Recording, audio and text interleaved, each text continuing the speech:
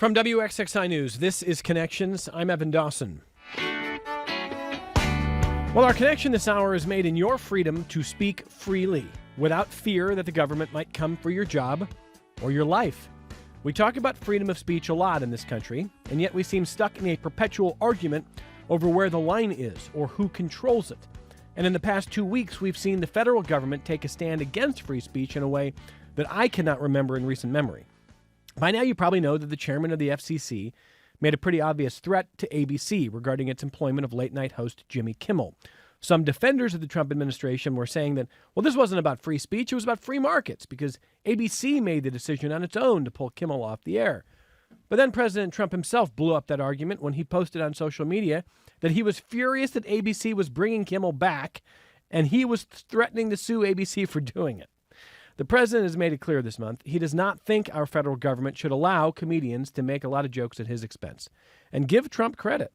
He has not hid his intentions. He is not pretending to respect free speech, even the speech he doesn't like. He's saying that you can't make fun of our elected leaders anymore if you have a broadcast license from the FCC.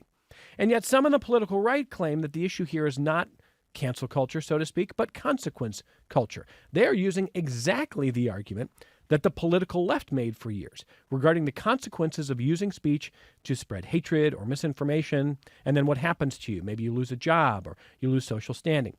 The difference, of course, is that this time it's the highest members of the federal government attempting to use the government as a tool to control speech. If we're lucky, this will be a moment of our country to educate itself on free speech again, why it matters, no matter which political team you're on. And here to help us do that, let me welcome a couple guests in studio. Langston McFadden is here, former president of the Monroe County Bar Association. He's an attorney with Polano and Farrow, one of the member owners of the firm. He runs the litigation department and runs the ethics department. I think I covered it. Did I get it? Thank you, Evan. Yes, you did. You covered it all. Nice to have you back here. Thank you for being here. Kevin Ryan is with us, an attorney and the former CEO of the Monroe County Bar Association, served for the better part of a decade before they finally gave him a break. Welcome. Thank you for being here. Thanks, Evan. I'm glad to be here. So a lot of different ways to take this conversation, but maybe we should start by listening to some of the clips that we have, and we've got a bunch. I want to start with the president himself. So let's listen to some of what President Trump said about his view regarding what late-night hosts should be allowed to say and not say. That's something that should be talked about for licensing too. When you have a network and you have evening shows and all they do is hit Trump, that's all they do. If you go back, I guess they haven't had a conservative on in years or something, somebody said.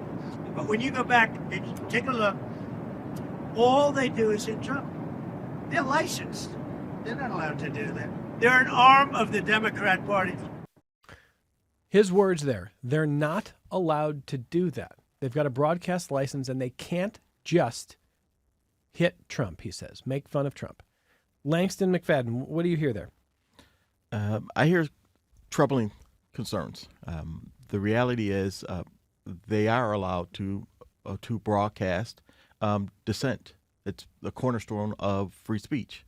It's literally how this country was founded and why it was founded, a dissent against the King of England. You know, without being able to question government, whether it is in satire, comedy, or in a genuine discussion, we end up eroding our democracy. And what the president is saying there is different from what we saw in the past, where pressures were put on by society to, the cancel culture, to take away someone's right to speech. The right would argue in the past, and the left is arguing now. But the difference is then you had the society putting pressure on the markets, on businesses, on entities to make a decision. And society is what caused decisions to be made. Here you have the government saying, if you don't comport yourselves in a way that we find acceptable, then we are going to punish you. And the government punishing someone for free speech that is unacceptable in opinion to the government is where we draw the line, or we should draw the line in society. Kevin Ryan, what did you hear in that clip? Well, basically the same thing Langston saw. I heard what concerns me is this idea that the government can tell us what we get to hear, and can tell networks what they can say. what they can do on their programs. Neither of those is consistent with the First Amendment. And the way the law of the First Amendment has been interpreted. So, it's completely off base. But and very, very worrying, because there's a population of people that seem to be in support of that point of view. It's a much bigger population than I would have guessed exists. But we're going to get there. Let me just follow that with a question for you, though, Kevin. What if the president or one of his defenders says, look, he's not saying that Langston and Kevin on your weekly podcast, which you don't have but should, that you can't say something against the president. He's saying the FCC gave you a broadcast license, and therefore we do get some say in what you say because you've got a broadcast license from the federal government. What do you think? Well, they do to a certain extent. I mean, when you get a license from the FCC, you have to do programming that's in the public interest, and that's a very difficult standard to say that they haven't. I mean, I think they can say that this is an entertainment program. This is, the man was telling a joke. That this is, and even if the target of many of the jokes on these programs happen to be the president, that's not against the public interest. That's not running afoul of the public interest. As a matter, it's providing entertainment. A lot of people watch the show. A lot of people like the show. A lot of people look at it on YouTube the next day. So I just don't. I mean, there's no real solid argument there that I can see. Well, let me see if I can get Langston to make one. So I want to hire you to be my attorney, and here's the argument I want you to make. I want you to argue, as Brendan Carr, the chair of the FCC, did in subsequent remarks in which he was trying to sort of dig out of the hole that he made for himself. What he said was, look, here's why Kevin's wrong. Here's why it is against the public interest. It's because there's an imbalance of politics in late-night comedy and late-night shows. It's almost all on the political left right now. And it's not in the public interest to only hear that viewpoint. And we're going to control that. It's not because the president can't take a joke. It's an imbalance, and that's against the public interest. And I want you to argue that in court. Could you make that case? Well, first, if you came to me to make that argument for you, Evan, I'd ask for a pretty substantial retainer because it's a difficult argument to make. But if I were making the argument, I would argue that the public interest is protected here by having an equal view of sides through broadcast television. And when it gets to be so one-sided, whether it's left or right, the public view is hurt because the public is not getting fair and balanced, not to use certain news stations. Sure, yeah, there you go. But they're not getting a fair and balanced opportunity to make up its own mind. And you're driving away dissent and therefore hurting the constitutional Do you think norms. That's a good argument? I think that's a horrible argument. I think I would counter my own argument by saying those that are making that argument today have not looked at late night TV when the left was in power. Because the jokes were just as fast and furious against left presidents, whether it was Joe Biden and his sleepiness or tiredness or the Grandpa Joe jokes, or whether it was against Barack Obama. We as a society have a very short memory for remembering when we were in power or our side was in power and the others were being made fun of. And I think that's what we're seeing today. And the hardest thing to do as a society is to stay on that keep that moral compass straight, no matter who's in power, to say these are the lines and boundaries that we won't cross. And our Constitution is one of those lines, no matter who's in power. Are you saying that there were late night hosts who made jokes about Bill Clinton and Monica Lewinsky? I gotta imagine there was one or two. Yeah, I think I heard a couple. All right, let's listen to what the vice president said. Now, in this context, here's Vice President J.D. Vance as a guest host on Charlie Kirk's show after the assassination. Civil society, Charlie understood this well, is not just something that flows from the government. It flows from each and every one of us. It flows from all of us. So when you see someone celebrating Charlie's murder, call them out. And hell, call their employer. We don't believe in political violence, but we do believe in civility. And there is no civility in the celebration of political assassination. This one's a little murkier for me. And I have heard attorneys say that they think this was the most alarming comment made by a member of government because it's one of the highest ranking members of our government calling for the firing of Americans based on speech he doesn't like. So let me ask both of you. I'll start with you, Langston, on this. So I want to share the opprobrium for people who celebrate murder. I find that incredibly distasteful, awful in every sense.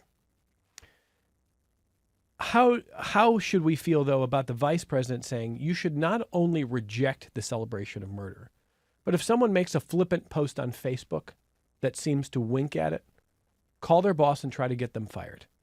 Does that cross the line to you? I think it does. I think, we have to look at what the vice president said in two parts. The first part absolutely should be agreed with. No one should be celebrating the senseless taking of life, especially when it is senseless as I disagree with something you said or your political views. That is antithetical to American society and democracy. We're a society built on vigorous debate, but without violence. When we take it so far as to have a political leader encouraging others to contact the employers of people who disagree with a position they have to terminate them, that is almost the same as the government itself putting pressure on that employer, because it puts the employer in a position of, well, I know the current administration does not want to hear these things, and if I don't discipline this employee, if I don't terminate this employee, if I don't irreparably change this employee's life, am I going to face repercussions from the government?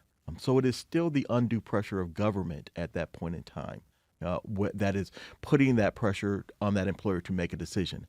And that, again, is where we should draw the line as a society, with the government putting undue pressures, no matter who's in power, to make a decision like that. Kevin, what do you hear there from the vice president? Well, I think we have to think about it in context. We're in a context now where companies, law firms, employers, universities have been attacked, have had had lawsuits filed against them if they allowed the presentation of a view that was found distasteful by the administration. In that context, when a government official as high as the vice president says you should call and get that person fired if you hear them doing something, that is a pretty strong suggestion that that's what's expected, and it will be expected that the company will follow suit, and that is that's deeply disturbing. I mean, we're talking about stuff that smacks of Big Brother and stuff here. I mean, that somebody's going to be watching you, and reading my posts or listening to what I say over lunch or having a drink some night, and then call my employer if I say something that runs afoul of what the administration will want, because we have top officials in the administration implicitly suggesting there will be negative consequences if employers don't crack down on these kinds of employees. So let me try to, again, get inside the defense of these comments from the vice president. Well, I also want to make one observation. When someone broke into the Pelosi's home looking to kill Nancy Pelosi, and a man nearly killed her husband with a hammer, and later said his biggest regret was he didn't go far enough and didn't finish the job, and the president of the United States' son, Donald Trump's son, posted that he was going to go as Paul Pelosi for Halloween, and he put a picture of a hammer and a pair of underwear and bandages, and he was laughing about it. He thought it was funny that Paul Pelosi was nearly murdered in an attempted political assassination. I did not hear J.D. Vance say that should be disqualifying, that the celebration of political violence and the intention of murder, that people should call the president's son's employer and have him fired. I didn't hear that then. Maybe I missed it. Having said that, I think the vice president would say, look, Kevin, I'm not trying to coerce anybody. I'm not saying the federal government's checking up on who you employ and what they say. I'm saying that if we have a civil society, this is consequence culture, the same way that the left talked about consequence culture. That if you participated in January 6th and you were at that protest and you were celebrating the sacking of the Capitol and the attempted assassination of Mike Pence, that there were some on the right who were upset that people lost their jobs. And that some on the left said, well, that's consequence culture. Well, J.D. Vance is saying this is consequence culture. If you make a snide remark about Charlie Kirk's assassination, we want you fired. That's consequence culture. That's not the federal government coercing anybody. What do you think? That's a tough argument to make too. We're talking about the vice president here. We're not talking about a lower level petty employee of the federal government someplace that said this. We're talking about the vice president who portrays himself and is often portrayed as speaking on behalf of the president,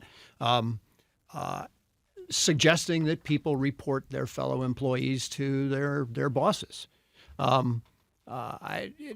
Is it consequence culture? It probably is in some sense. It's a skewed sense of what kind of consequences should happen, right?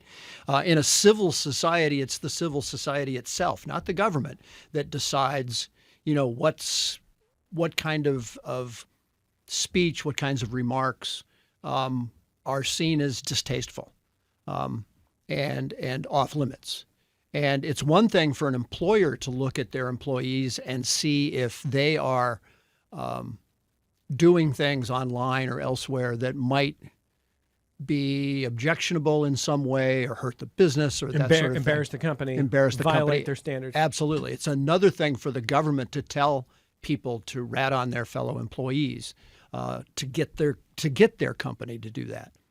Yeah, that's an interesting point, Langston, that your colleague is making here. That when we talk about consequence culture, there is a difference between the culture, so to speak, this amorphous thing that is society, saying it, and the highest levels of government almost demanding it.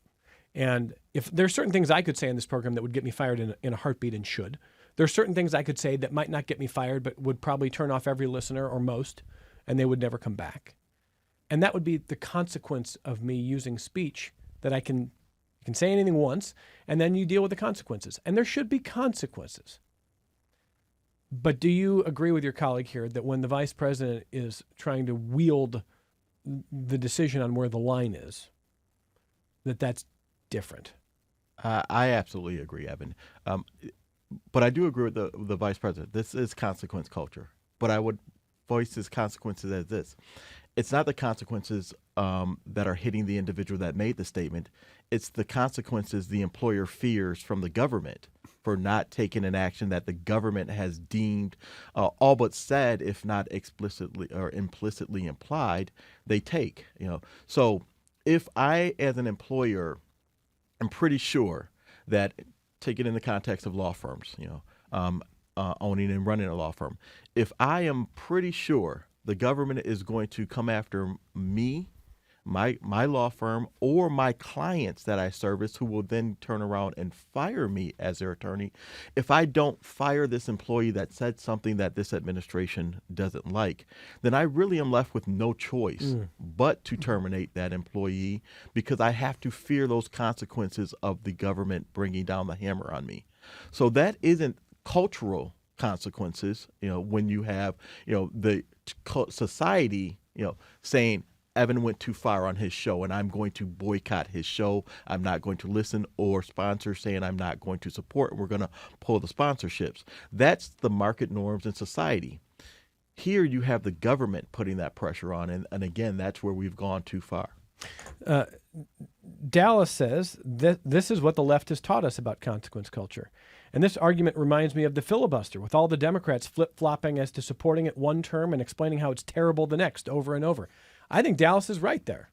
The filibuster is a great example of how wherever you are in the power spectrum, you either love it or you hate it. How about this? Expand the Supreme Court. Expand the court. When you're the one who's down 6-3, then you want it expanded. When you're up 6-3, you want it preserved. Your principles need to be your principles no matter what team you're on and who has the power. That's the test on if they're actually principles. If you're not consistent, then they're not principles. Then your only principle is the acquisition and the wielding of power. I think Dallas is making a good point. I think you're absolutely right about that. That the the principles of free speech that we're talking about, those have to apply to everyone, not just to the people that are your opponents. And that's what I see breaking down in our society. And we've been seeing that for a long time, but it's really coming to a head now. That there doesn't seem to be principled positions being taken. There seem to be political positions being taken, ideological positions, but not, the same position. Just like your example of the Paul Pelosi thing. Were there a lot of Republicans saying this is terrible, this kind of political violence, this shouldn't happen? No, there weren't. There should have been, especially, and now they're coming out, loudly to complain about that sort of thing. And the same thing is true in the filibuster. I mean, if either the filibuster is not a good mechanism to run a representative assembly, or it is a good mechanism to do that, and that's a decision that needs to be made independently of whether you're in power or not. All right, two more clips I want to share, and these two we're going to listen to them one at a time, but they're on the same subject here. The first is the Attorney General of the United States, Pam Bondi, talking about where she would draw the line on the issue of hate speech. There's free speech and then there's hate speech. And there is no place, especially now, especially after what happened to Charlie, in our society. Do you see more law enforcement going after these groups who are using hate speech and putting cuffs on people so we show them that some action is better than no action? We will absolutely target you, go after you, if you are targeting anyone with hate speech, anything. And that's across the aisle. Okay, so in a moment I'm going to ask my guest to kind of weigh in on how difficult it is for government to determine where hate speech is, but I want to show you an example. In the next clip, it's Senator Mark Wayne Mullen from Oklahoma talking on a Fox News program about, he's talking to Dan Abash of CNN. And he is talking about why he agrees with Pam Bondi, that this is the time to draw the line on hate speech and arrest people. And one of his examples that you'll hear is when you call someone a fascist. He said, you just can't call people fascists. I mean, that's provocative in a way that could lead to violence. Let's listen to Mark Wayne Mullen on the subject of arresting people and hate speech. And look, has he been such a bad president? Absolutely, I believe in free speech. Without a question, I believe in free speech. There's a thin line between free speech and when it crosses a line and causes violence. And when you start calling someone fascist, which is what we've seen prescribed on the bullets and on the magazines of these individuals, when you start using words of that he's a Nazi and comparing him to Hitler, and I'm not saying you've done that, I'm saying this is the negative stories that have been played about him. There is a problem at some point, and some people have to be held accountable. But free speech is free speech. Hateful speech is also free speech. But when it leads to violence, now that's a crossover, and people should be held accountable for that. Senator Mark Wayne Mullen says you cannot compare people to Hitler. You cannot call them a fascist. That is speech that leads to violence, and it should be illegal. October 29th, 2024, Donald Trump said that Kamala Harris is the fascist in this race. J.D. Vance in 2015 said that Donald Trump was not just a bad candidate for president, but a bad person, and evokes Hitler. I did not hear Senator Mullen saying that the vice president and the president have run afoul of the law and the lines that he would set. But as a senator, he wants to set the line of hate speech at calling someone a fascist or saying that they are like Hitler, because that might provoke someone to be violent against them. And the government has lines for those things. Kevin, does the government have a line there for hate speech? Actually, I mean, the law says that hate speech is generally allowable. What you can't do is you can't do something that's going to result in immediate action by somebody, immediate violent action. But I mean, they allowed the Nazis to parade through Skokie. There's a bunch of other case law out there. The Westboro Baptist, the people that held up signs about, a good soldier's a dead soldier or something like that at funerals for military people. They were allowed to do what they were doing. So hate speech is legal. It's protected. It's protected. It's not nice. it's not something I support. But at the same time, that's where we've drawn the line in this society. I want to say something about the whole idea, some of the language that gets thrown around. I mean, I always balk a little bit at when I hear people using the word fascist, because it's a word that carries a lot of emotion with it, and I think that's why it's used in a lot of cases. But it's probably, whether it's accurate or inaccurate, it's I think as a political culture, we've really lost the ability to think about what our language means. When you can say, I believe in free speech, but we got to shut these guys down, you're not thinking about what free speech is or what its value is to the society.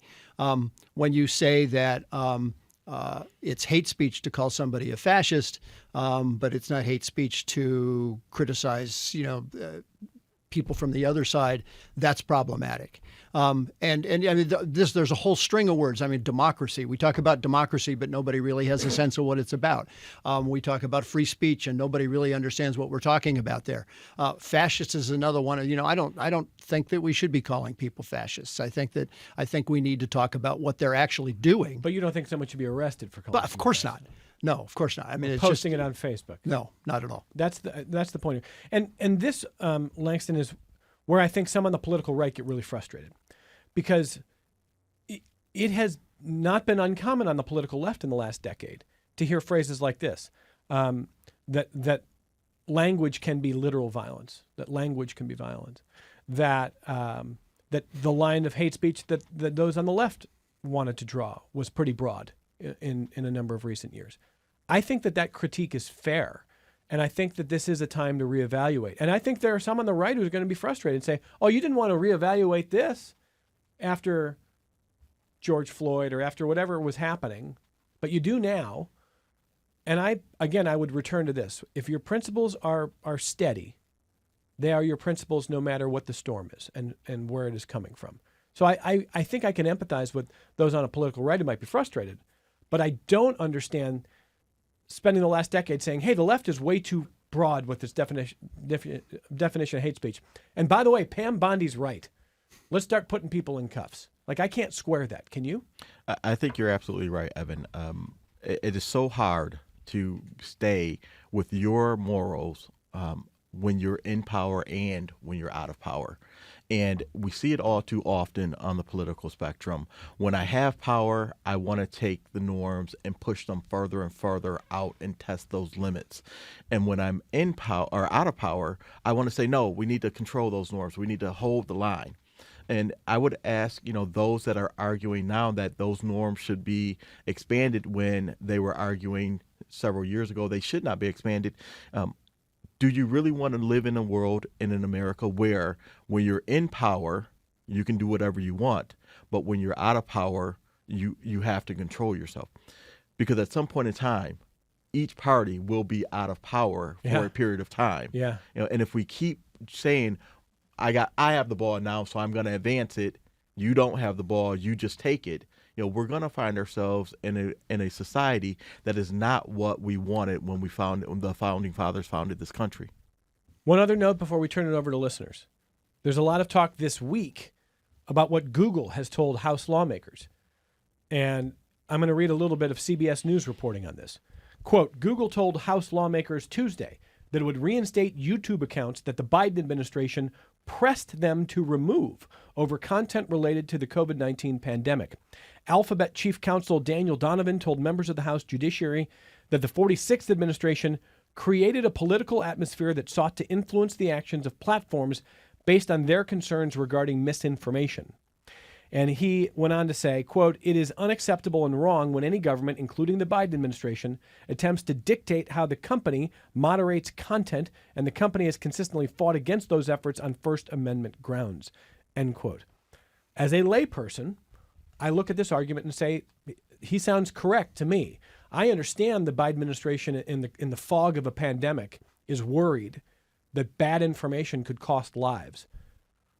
But I still feel like you counter speech with speech, not the Biden administration trying to put their thumb on the scales here. Where do you see this, Langston? I agree with that. And I think the Biden administration, in my opinion, was wrong to try to curtail those accounts and have them taken down. Misinformation needs to be countered with correct information. And, while the Biden administration supposedly had a noble means or end to their decision or their pressure, that doesn't make it right. And I think, again, we have to be able to see that no matter whether or not you're a Republican or you're a Democrat, wrong is wrong. The way to combat, again, those negative posts about COVID, the vaccine, whether or not it was a danger or where it came from, was for the government to use the bully pulpit to speak louder than those voices spreading misinformation. All right, so Kevin, I'm going to ask you to make this argument for me now. Now I'm in the Biden administration. And I'm saying, hey, you're my attorney. Here's our argument. Look, Joe Rogan's got millions of listeners, and he's talking about ivermectin, and he's talking about all this stuff that's wrong, and we can't let people get that bad information because they could get hurt. So this is just a public safety thing, and we respect free speech, but you can't let people say things that could lead people to be in danger. So can you make that case for me? I think to make that case, you'd have to talk about it being an emergency. If I were making that case, I would say we were facing... Government loves to say things are an emergency. I know. We face a public health emergency here. Yeah. And in those circumstances, government needs to be able to make sure that the bulk of the messages that are out there are providing accurate information to people and aren't just, Is that a good argument to you? It's weak. It's weak, and it disturbs me because I know that's exactly the argument that's going to be used by the administration. Absolutely. Now that we can do these things because we're facing an emergency, the emergency argument was used to get National Guard people to go to Washington D.C. right and wander around in the public areas and. It's the very argument that's being used now to have ICE. Round up people on the street. We're being invaded. It's an emergency. It's an emergency. It's a public safety. And we get into that very slippery slope when we want to label things that become our initiatives, our causes as political parties as emergencies, because that emergency declaration does open up the powers of government. Well, be wary when government says it's an emergency. An emergency is a good way to bypass the rules or maybe take away your rights. It sounds like it's an exception, and it's a recognized exception in a number of ways. So it's there are exceptions to when you can deploy the military in the country, right? Sure. And if you call it an emergency, then suddenly those exceptions kick in. We should be very discerning on what a true emergency is. Yeah, it sounds like. absolutely. And again, one of the themes of this show is be consistent. Take another legal mechanism. If you don't love the way presidential pardons have been used by Donald Trump, did you love the way Joe Biden used pardons? I hope not. I hope we can be consistent on these things. I hope one of the lessons of this moment as we talk about free speech is it isn't just for you and for you to wield and for you to complain about when it's not favorable to you. So our guests are doing a great job helping us see where those lines are from the legal perspective. Langston McFadden from Polano and Farrow, and Kevin Ryan, who is an attorney himself and the former CEO of the Monroe County Bar Association. Let's get some of your feedback on the other side of our only break of the hour. This is Connections. I'm Evan Dawson. All right, so I'm going to work through your feedback on our various platforms on YouTube in the chat section. Email connections@wxxi.org.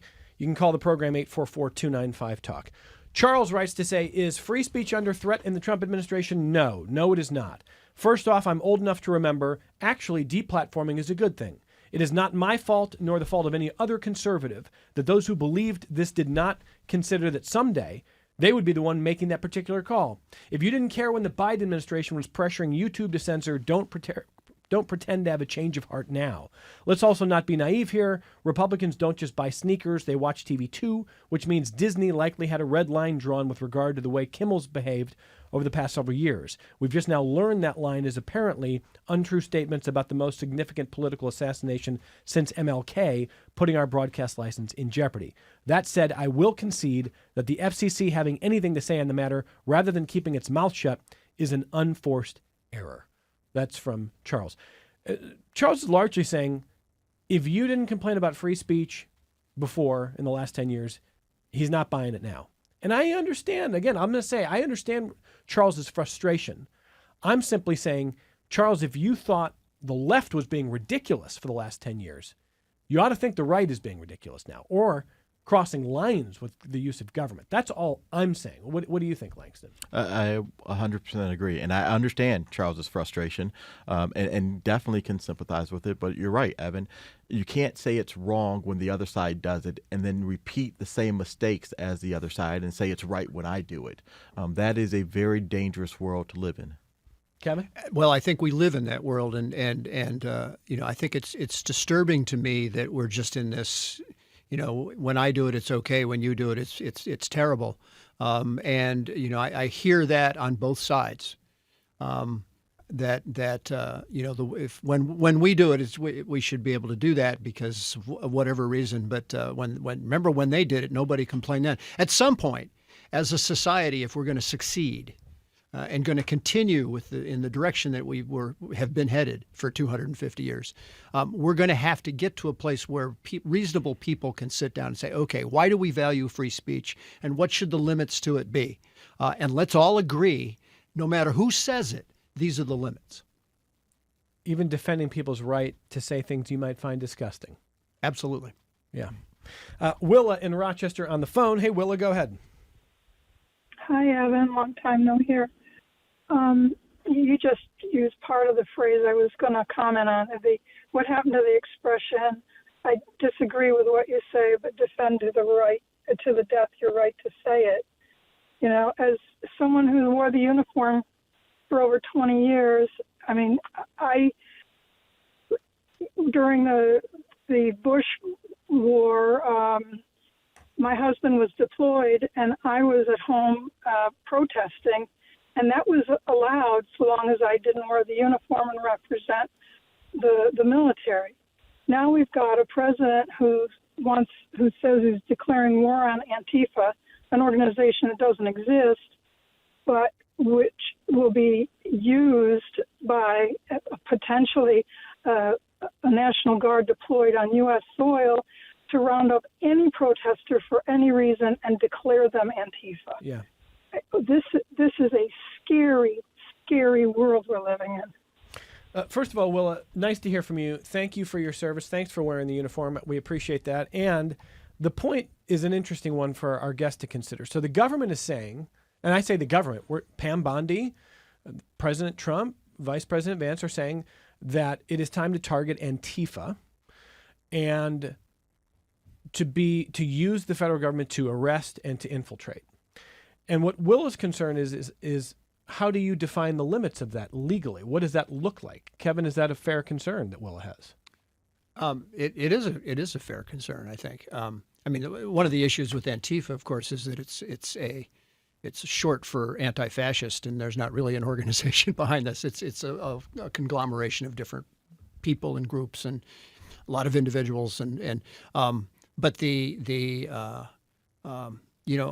think we need to, again, to go back to the principle. What free speech is, what do we mean by free speech? Why is it good? Why do we want it? And is this one of those places where I think there should be limits on it? And I'm not convinced. Okay, Langston? Here, if the government is saying we're going to target groups that are actively plotting and planning political violence, yes, the government should do that. That's a legitimate use of governmental power. If the government is saying we're going to lump, any group that just disagrees with the decisions of this administration and speak out against it, that's the government crossing the line. And that's where it gets conflated and blurred.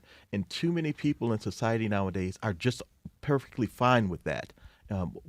They're perfectly fine with the government saying, I'm going to take racketeering charges for peaceful protesters and bring them up on racketeering charges. That's a concern that we all as Americans should have, because there's something, no matter what side of the aisle we're on, that we're against, and we may want to speak out against it.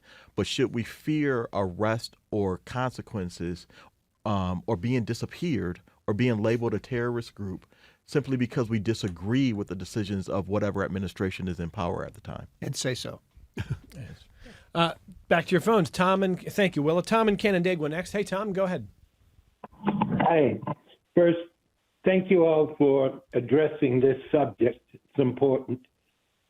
But I have to disagree that it's possible to speak louder than the people putting out the misinformation. because the people putting out the misinformation are usually not people. They are bots. And the FBI pointed that out a while ago, that most of the posts are not from human beings, but they're from bots. And Professor Yuval Noah Harari also has said that unless artificial intelligence is identified as such and hopefully banned from posting where humans expect to be talking to humans, then we are in serious trouble. And he suggested that when we go to get a driver's license, that we also apply for the ability to post in social media. And that way, we won't have Russian bots brainwashing us all the time. Well, thank you again. Yeah, Tom, thank you for the phone call. And I want to say, as someone who works in media, I share your frustration that sometimes it feels like simply countering speech with more speech doesn't work, or doesn't get the same audience, doesn't get the same traction. I mean, I understand that frustration.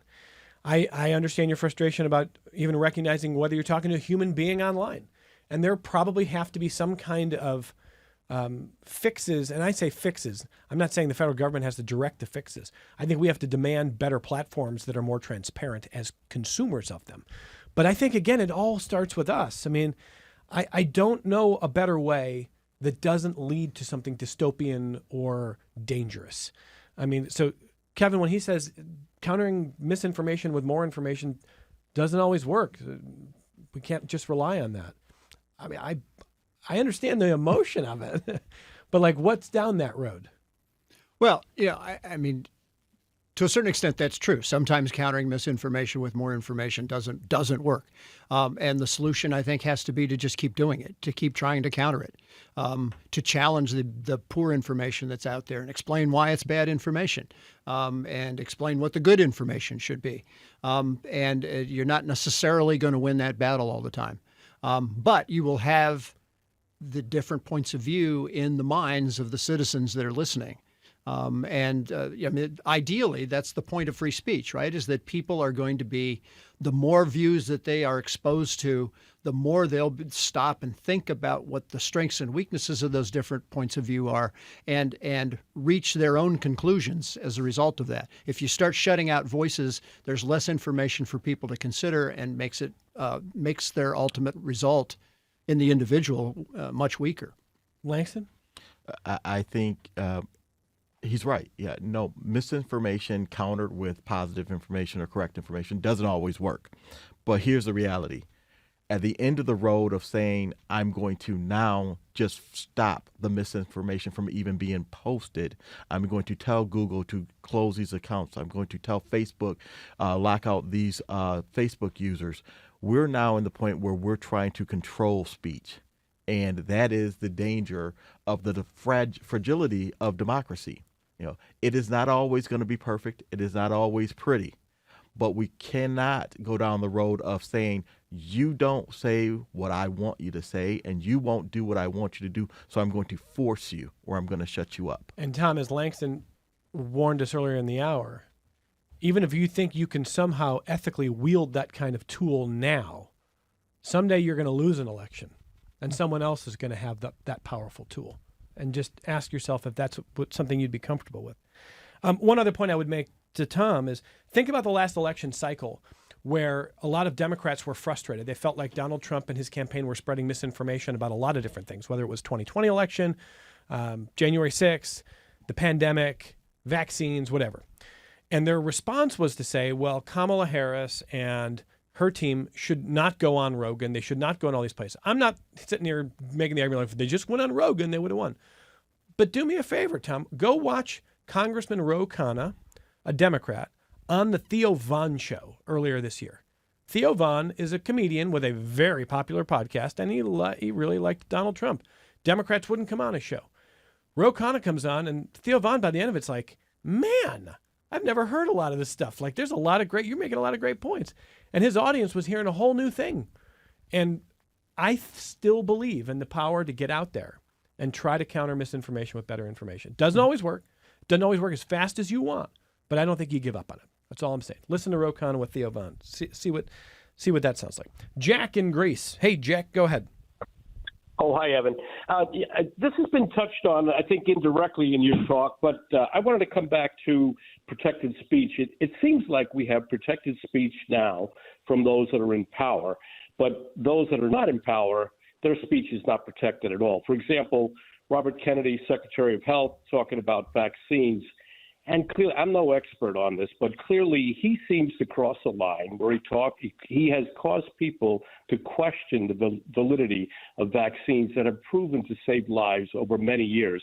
So we're seeing public acceptance of vaccinations, which is for the whole country, for our common good, be undermined. And yet their speech is very protected. We heard the president during his first term talked about maybe injecting bleach, but you couldn't talk against that because now and I'm not sure how that fits in with your conversation on free speech, but it's the demonization that's going on that's causing us to be we demonize the other side, and so anything they say is hate speech or whatever you want to label it. So anyway, that kind of was going through my mind. Thanks. Jack, I appreciate that. What do you think, Langston? I think Jack raises a great point. You do have RFK and others in government saying things that if they were out of power that were said, Democrats would want to silence them. And Democrats who are out of power are currently complaining about the things being said by RFK. But the irony is that RFK is using the very thing that we are warning against, the voice of the government, to say, well, you should listen to me on vaccines and you should listen to me on Tylenol and acetaminophen because I'm from the government. And everybody knows those are the 6 most dangerous words to hear. Trust me, I'm from the government. Just because you have that platform doesn't mean the speech that you're saying is correct, but it also doesn't mean that it should be silenced. And I think that's where society needs to understand. We're not going to always agree with what the other says, but as Willis said, I will defend your right to say it. I wasn't happy that courts ruled that the Ku Klux Klan had a right to march down main streets in major cities, but I would not be happy if the Ku Klux Klan said they did not, or the court said they did not have that right, because what that means is the court can say that I don't have the right to go out and protest the Ku Klux Klan. And that's the danger of going too far one way or the other with society or courts or the government controlling speech. Maybe I'll ask both of you to take about a minute apiece to wrap up in our last couple of minutes and respond to Rick's email. He says, Evan, as I listen to your guests, I'm reminded of the saying, where you stand depends on where you sit. I think we sometimes forget that free speech is about advocacy, not about control. So I ask your guests, what are the appropriate guidelines that determine what is protected speech and what is not? After all, words do have consequences, not just as part of consequence culture, but in terms of language that targets groups of people for harm. How do we fairly address that risk? About a minute, Kevin. What would you say to Rick? I think that's right. I think that we need to have a serious conversation again about why free speech is valuable, and from that, once we've figured out why it's important, then I think we can start to think about, okay, well, what kinds of limitations do we put on it?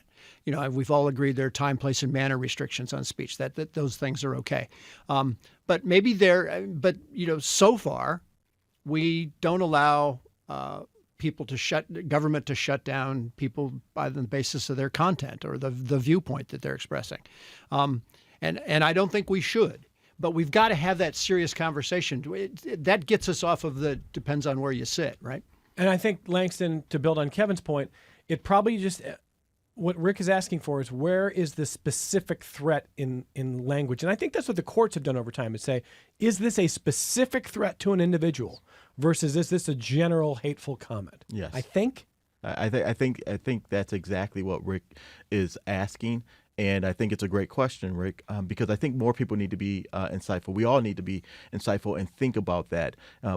By way of example, I'll try to draw the line here. Let's say we have a group of people that wear nothing but plaid shirts, and I'm against the plaid shirt wearers. I'm against the plaid. I can say I dislike people who wear plaid shirts. If I say we need to do away with, we need to hurt, we need to injure people that wear plaid shirts, I think that's crossing the line there. I'm entitled to my opinion about someone, a group, a movement, or whatever, as my personal opinion, no matter how vile that opinion may be. I'm not entitled to encourage others to go out and take violent action against that group simply because of my opinion. And Rick, I think the courts are going to keep trying to make sure they keep that line in sight. One of the lessons this hour has been, those are important and hard conversations, but don't just allow our society to become one in which the people in power say anything said against us is hate speech, and then flip it when it goes the other way. Be wary of that. Be wary of the government using that power to take speech away. Kevin Ryan and Lanston McFadden, we cannot thank both of you enough. Thank you for your expertise. Thank you for the sober and fair way we look at this. They've both provided a lot of leadership to the local legal community, and we all benefit from that. Thanks to both of you for being here this hour. Thanks for having us. Thank you, Evan. Come back on another day. Maybe we'll talk about something more pleasant. More Connections coming up in a moment.